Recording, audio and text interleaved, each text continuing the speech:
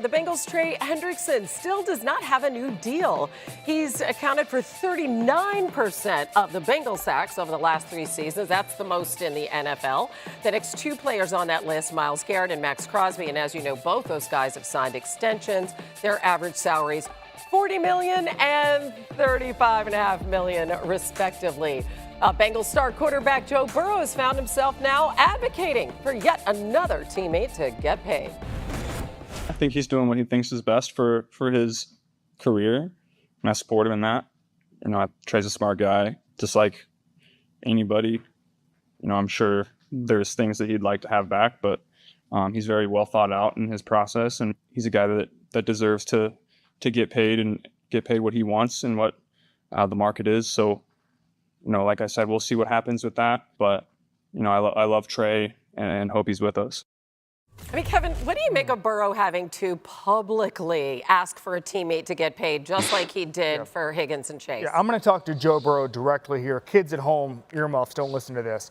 Bullying works, okay? Bullying is an effective tactic in this situation. The Bengals have been bullied into operating with some players like they haven't before. I think in a different era, they would not have signed T. Higgins to the deal that they did. Heck, they may not even sign Joe Burrow if he wasn't as special as he was. And so for me, I look at this team right now and I see Trey Hendrickson, top 5 since he got there in sacks, pressure rate, pressures.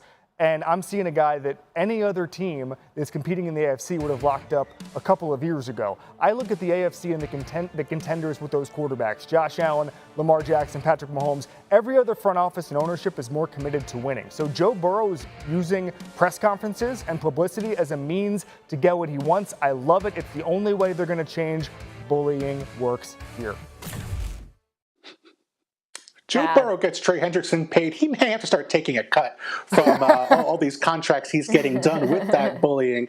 I do think that Hendrickson has to be signed if they want to compete for a Super Bowl. But as they sort of explore what this defense looks like potentially without him early in the season, the secondary is the thing I keep coming back to because that's been the most disappointing part of this defense since the Super Bowl run. That team with Jesse Bates, even someone like Eli Apple who came in, off the street and played corner for them in the Super Bowl, they were so good at matching routes, so good at avoiding the mental mistakes. Bates kind of cleaned up everything in the back. They have not had that with the young players they've had in the lineup. Dax Hill, their former first-rounder, moved from safety to corner. They liked him, but he tore an ACL after 5 games, never really replaced him. Cam Taylor-Britt, who they expected to be a really talented cornerback, has had good games, had some big plays, also been benched for stretches. Even last season was still being benched. They really need to get those young corners, those young safeties playing well because there's not really an alternative here. They kind of have to price in those guys because of how much they're paying Jamar Chase, how much they're paying T. Higgins, how much they're paying Joe Burrow, and hopefully for Bengals fans, how much they're paying Trey Hendrickson.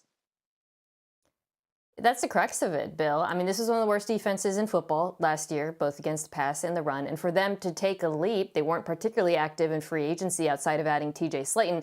They need multiple young players at all 3 levels, quite frankly, to take a step forward, to improve their play, or the rookies, Shamar Stewart, Demetrius Knight, to play well. And that, to me, cuts to, I think, what the Bengals' biggest bet this offseason was that development, coaching, is going to be the difference. Lou Anarumo was a schematic genius, but those young players over the last few years haven't borne out from the draft. And you can say, well, maybe that's because they drafted the wrong players and maybe it's not Lou's fault, perhaps. But the Bengals are hoping that their new defensive coordinator, Al Golden, coming from college in Notre Dame last year, can do a better job of developing them. And if he can't, it's hard for me to see a way forward for this defense to get out of the gutter with or without Trey Hendrickson.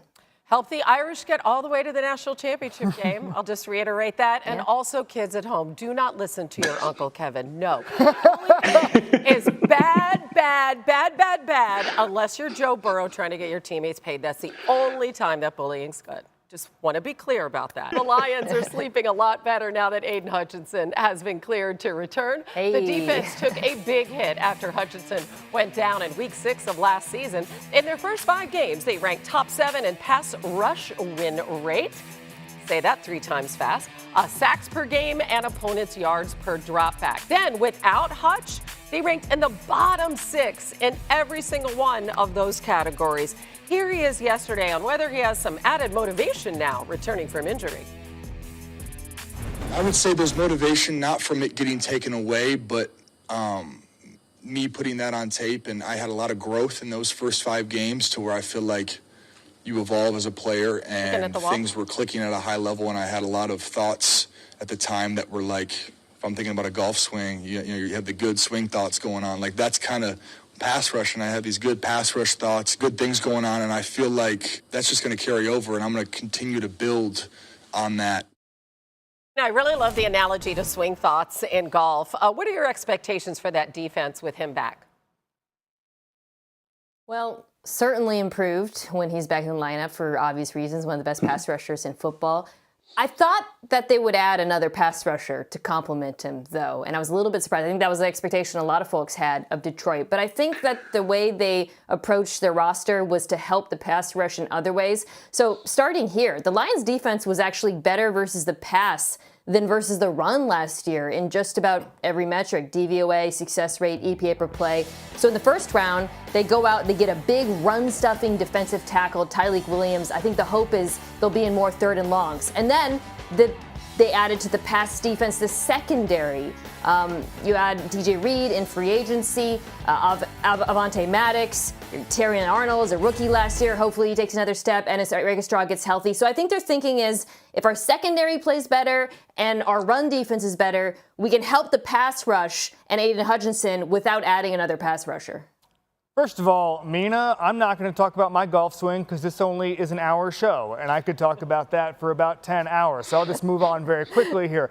Aiden Hutchinson, at the time he got hurt after 4.5 games, had 45 pressures last year. It took TJ Watt 16 weeks to get 45 pressures. This is one of the most heartbreaking injuries we've seen in a long time. I would put it up there with Aaron Rodgers 2 years ago as one of the most devastating for a fan base because of what it means. It robbed us of one of the best NFC title games we've ever seen when you think about the Lions roster and the Eagles roster. But I think once he gets back and he's ready to rock, he is going to change this defense like he did last year. I love this Lions team. I think there are 2 rosters that are clearly above everybody else in the NFC. I would put the Rams a cut below. There's some projection there with some of their young guys, but the Lions are ready to win now in the same way that the Eagles are. So 24 guys on IR. If there's any health regression towards the mean, they're going to have a big year. Kevin had to bring up regression towards the mean, knowing I was coming up next. Kevin's absolutely correct. Aiden Hutchinson was playing at a Defensive Player of the Year level last year, and the Lions had to change the way they played once he and Marcus Davenport went out. They changed their blitz rate. Aaron Glenn, kind of a guy who usually went into the blitz, didn't have to early in the year. They were 14th in blitz rate before the injury. Afterwards, they were 1st in the NFL in blitz rate. They had to send extra guys because they didn't have the pieces up front. And some weeks that worked out great, but we saw in the loss to the Bills, and especially that season-ending loss to the Commanders, when the blitz wasn't getting home, it was a disaster. They allowed 40 or more points in both those games. And so with Hutchinson now back, with Kelvin Shepherd taking over for Aaron Glenn as defensive coordinator, real questions about what they do on defense. Do they continue to lean into the blitz? Are they a top 5 blitz team? Or do you trust that front 4, trust the additions made this offseason that Mina mentioned, and lean into rushing 4, dropping 7 into coverage, being more conservative, but maybe more consistent for the Lions on a week-to-week basis on defense? Yeah, and I think, Bill, that when you talk about the blitzing, how much they had to and whether or not they can